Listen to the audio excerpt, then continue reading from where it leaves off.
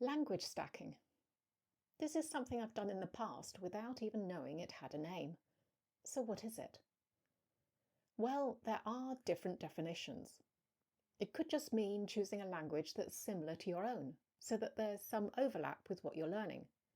For example, from English, learning a Romance language or a Germanic language, as we have elements of both. Or it can mean when you've learnt one language to a level where you're pretty competent in it, you then use that to learn another language, so that you're starting from the first language you learned. That's the one I'm talking about here.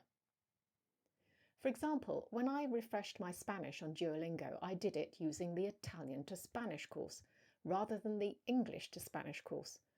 My reasoning at the time was that it might help me to keep the two languages separated.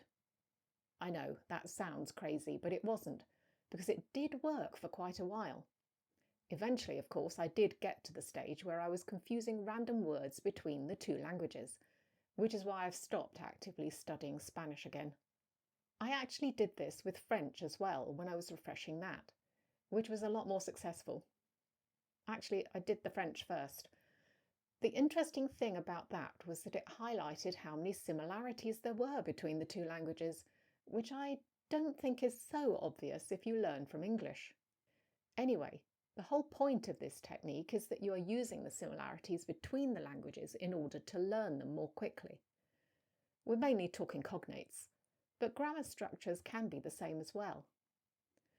Obviously, this works best if you're learning languages from the same family. So learning one Romance language from another is a good fit.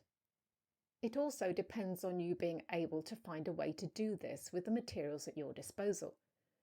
Apps are probably the easiest, but you could do this with books. You might have difficulty finding the materials in a local bookshop, but buying online makes getting things from other countries a lot easier these days.